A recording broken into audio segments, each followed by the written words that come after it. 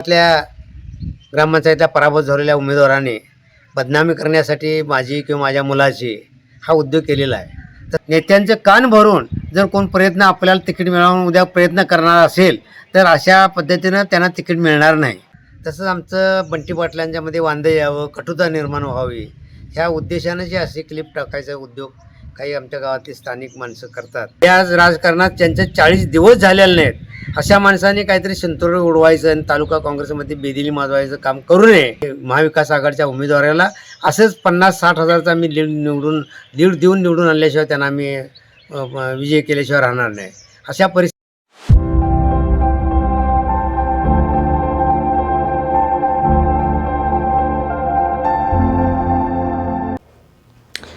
नमस्कार, मी कृष्णा लाड आणि आपण पाहताय के न्यूज. आचारसंहिता सुरू झाली आणि राजकीय रणांगणात देखील मोठ्या प्रमाणात धावपळ सुरू झाली. महायुती आणि महाविकास आघाडीमधील इच्छुकांची संख्या आणि त्यांची तयारी पाहिली तर एकाच एक लढती होतील असं सध्या तरी वाटत नाही. जिल्ह्यातल्या लढती दुरंगी होतील असं तर अजिबात नाही. त्या कुठं तिरंगी तर कुठं चौरंगी देखील होऊ शकत आहेत. कोल्हापूर जिल्हा लोकसभा मतदारसंघातील जागा वाटपाचा तिढा महायुती आणि महाविकास आघाडी ह्या दोन्हींमध्ये अजूनही गुंतागुंतीचा विषय आहे.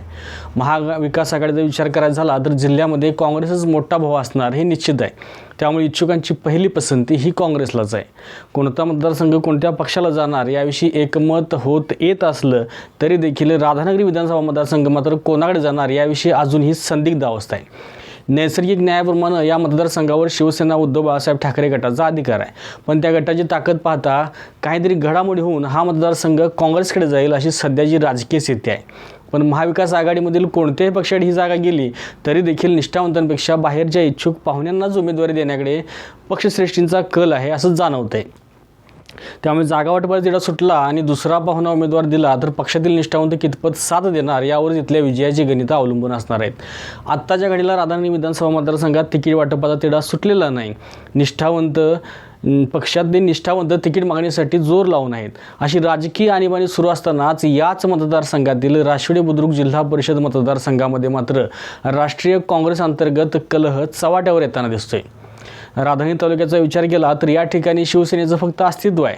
खरी ताकद आहे ती काँग्रेस आणि राष्ट्रवादी या दोन पक्षांचीच.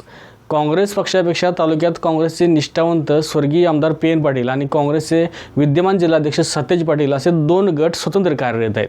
येणाऱ्या विधानसभेसाठी एक जागा महत्त्वाची असून ती मिळवण्यासाठी प्रयत्न करायला सोडून आणि येणारी विधानसभा एकसंघ लढाई सोडून एकमेकांच्या कुरापती काढण्याचं काम सध्या सुरू असल्याचं दिसून येते. काल परवाच एका वृत्तवाहिनीनं काँग्रेस जिल्हाध्यक्ष सतेज पाटील यांनी राधानगरी तालुक्यातील एका ज्येष्ठ नेत्यांना स्वतःचं घर सांभाळण्याचा सल्ला दिला असा रिपोर्ट प्रसारित केला आणि राधानगरी तालुक्यात चर्चेला एकच उधाण आलं आहे. या सल्ल्याचा रिपोर्ट प्रसारित झाला असला तरी देखील तो कोणाविषयी होता, हा प्रकार कुठे घडला आणि हा प्रकार घडला की नाही याविषयी मात्र संदिग्धता आहे. तरी देखील तालुक्यात मात्र या घटनेची चर्चा जोरात सुरू आहे. हा नेमका प्रकार काय याची उत्सुकता जशी तुम्हाला आहे तशीच आम्हालाही वाटली आणि म्हणूनच आम्ही या विषयाच्या खोलात जाण्याचा प्रयत्न केला आहे. त्या रिपोर्टमध्ये ज्यांच्यावर आरोप केला त्यांचं थेट नाव घेतलं नसलं तरी देखील ते कोण आणि आरोप करणारे ते कोण याविषयी तालुक्यात मात्र संदर्भ लावण्याचा प्रयत्न जोरात सुरू आहे. आणि म्हणूनच या प्रकरणाची संदिग्धता दूर करण्यासाठी के न्यूजच्या माध्यमातून आम्ही हा स्पेशल रिपोर्ट बनवतोय. पण हा रिपोर्ट पाहायच्या आधी एक काम करा. आता लागलीच या चॅनलला सबस्क्राईब करा. रिपोर्ट पाहून झाल्यानंतर आवडला तर नक्की लाईक करा आणि हा रिपोर्ट सर्वत्र शेअर करा. चला तर पाहूया ते कोण आणि हे कोण. या कलहाचं नेमकं कारण ही विधानसभा नसून यानंतर लगेचच येणाऱ्या जिल्हा परिषदेच्या उमेदवारीची चाहूल असल्याचं समजते.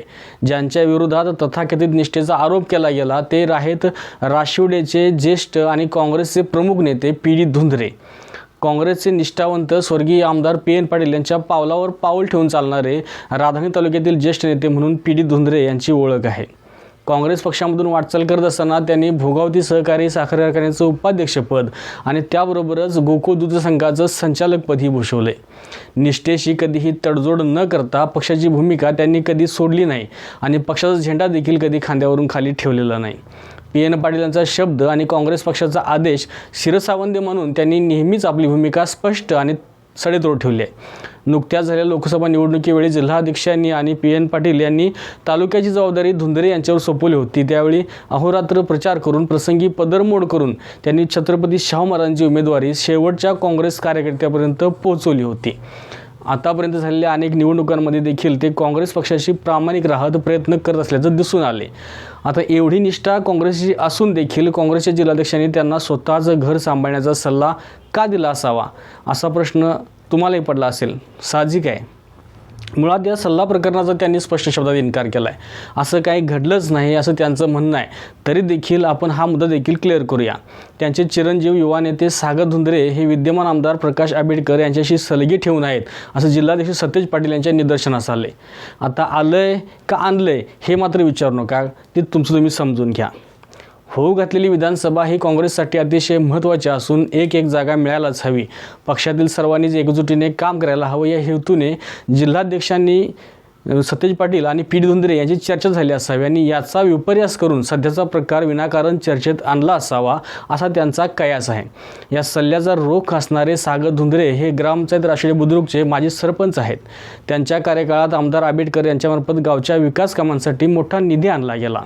राधानगरीचे आमदार हे काँग्रेसचे नसले तरी देखील गावाचा विकास हा हेतू ठेवून सरपंचपदाची जाणीव ठेवून आपल्या मतदारसंघाचे जे विद्यमान आमदार असतील त्यांच्याकडून निधी आणणं त्यांना क्रमप्राप्त होतं. त्यात ते स्वतः व्यवसायाने आर्किटेक्ट असल्यामुळे कामाच्या निमित्तानं त्यांचा आमदारांशी संपर्क येणे स्वाभाविक आहे. पण संपर्क जरी आला असला तरी देखील काँग्रेसची विचारधारा सोडून वेगळी कार्यवाही केली नसल्याचं त्यांनी स्पष्ट केलं आहे. या अगोदर त्यांनी काँग्रेसच्या तिकिटावर राष्ट्रवादी जिल्हा परिषद देखील लढवली होती, पण त्यात त्यांना अपयश आलं. जरी अपयश आलं तरी खचून न जाता राष्ट्रवादी बुद्रुक जिल्हा परिषद अंतर्गत येणाऱ्या गावांमधून आणि वाडीवस्त्यांमधून त्यांनी विकास कामांच्या निमित्तानं काँग्रेसचा प्रचार आणि प्रसार करून वोट बँक निर्माण केले, ज्याचा त्यांना 100% येणाऱ्या निवडणुकीत फायदा होणार आहे. आता विधानसभेनंतर लगेचच जिल्हा परिषदेच्या निवडणुकांची लगबग सुरू होणार आहे. केलेल्या कामांमुळे मी या मतदारसंघांमधून पुन्हा एकदा रिंगणात उतरणार आहे आणि काँग्रेसच्या अधिकृत उमेदवारीचा मीच दावेदार आहे आणि म्हणूनच माझं तिकीट कापण्यासाठी विरोधकांकडून ते मंडळींच्या अशी कानभरणी सुरू असल्याचा खुलासा सागर धुंद्रे यांनी केला आहे. आता एवढं सगळं सविस्तर सांगून देखील या सल्ला प्रकरणाविषयी अजूनही आपल्या मनात काही शंका नको, म्हणूनच आपण याविषयी आणखीन जाणून घेऊया. ज्यांच्यावर निष्ठेचा आरोप झाला ते राधानगरी तालुक्यातील काँग्रेसचे ज्येष्ठ आणि प्रमुख नेते पी डी धुंद्रे यांच्याकडून. मी ही क्लिप आलेली मोबाईलवर बघितलेली आहे. खरं म्हणजे ही क्लिप दुर्लक्ष करण्यासारखीच आहे. एवढं त्याला महत्त्व देण्यात काय अर्थ नाही आहे. कोणीतरी गावातल्या ग्रामपंचायतला पराभूत झालेल्या उमेदवाराने बदनामी करण्यासाठी माझी किंवा माझ्या मुलाची हा उद्योग केलेला आहे. तसंच आमचं बंटी पाटलांच्यामध्ये वांदं यावं, कटुता निर्माण व्हावी ह्या उद्देशानं जे असे क्लिप टाकायचा उद्योग काही आमच्या गावातली स्थानिक माणसं करतात. खरं म्हणजे ह्याकडे फारसं लक्ष कुणीही देण्याचं कारण नाही, आम्हीही देण्याचं कारण नाही. गेली 40 वर्ष तालुक्याच्या राजकारणामध्ये आम्ही सक्रिय आहे. काँग्रेसचा सरचिटणीस म्हणून काम केलं. पेन पाटलांच्याबरोबर काँग्रेस कमिटीमध्ये काम आम्ही गेली 40 वर्ष करतो आहे. आता बंटी साहेबांच्याबरोबर आम्ही गेली 5-10 वर्ष आहे. पण तो असे कधी बदनाम करण्याचं आम्ही कधी एकमेकाला काम कधी पक्षामध्ये केलेलं नाही. जे आज राजकारणात त्यांचे 40 दिवस झालेले नाहीत अशा माणसाने काहीतरी संतुलन उडवायचं आणि तालुका काँग्रेसमध्ये बेदिली माजवायचं काम करू नये. आणि हे अत्यंत वाईट गोष्ट आहे पक्षाच्या दृष्टीनं. आम्ही गेल्या खासदारकीच्या निवडणुकीला छत्रपती श्रीमंत शाहू महाराज यांना 52,000चं तालुक्यातनं लीड दिलं आहे.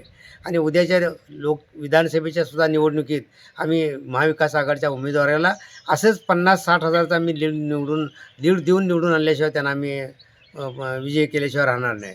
अशा परिस्थितीमध्ये ह्या क्लिपला फारसं महत्त्व द्यावं असं मला वाटत नाही. येत्या उद्या आमदारकीच्या निवडणुकीनंतर होणाऱ्या पंचायत समिती जिल्हा परिषदेच्या निवडणुका डोळ्यासमोर ठेवून ही क्लिप तयार केलेली आहे. अशा पद्धतीनं क्लिप तयार करून नेत्यांचे कान भरून जर कोण प्रयत्न आपल्याला तिकीट मिळवून उद्या प्रयत्न करणार असेल तर अशा पद्धतीनं त्यांना तिकीट मिळणार नाही. यापुढं ते तिकीट दिलं जाईल ते त्या उमेदवाराचं काम बघूनच, संपर्क बघूनच तिकीट दिलं जाणार आहे. त्यामुळं अशा कान भरण्यासाठी केलेल्या क्लिपा ह्या फारशा फायद्याच्या ठरत नाहीत ही याची त्यांनी नोंद घ्यावी. अशाच अंतर्गत कलहामुळे राधानगरी तालुक्यात काँग्रेस सत्तेच्या प्रवाहापासून दूर जात असल्याचे चित्र निर्माण झाले. स्वर्गीय पेन पाटील यांच्या पश्चात काँग्रेसचे विद्यमान विधान परिषद आमदार सत्याजी उर्फ बंटी पाटील यांच्यावर एक मोठी जबाबदारी आहे. हा काँग्रेसमधील अंतर्गत कलह संपवण्याची आणि गटातटात विभागलेल्या काँग्रेसला एकत्र आणण्याची. आणि असं जर नाही झालं तर राधानगरी तालुक्यात राष्ट्रीय काँग्रेसचं फक्त अस्तित्वच राहील. तुर्तास मी इथेच थांबतोय. पुन्हा भेटूया एका नवीन अपडेटसह. धन्यवाद.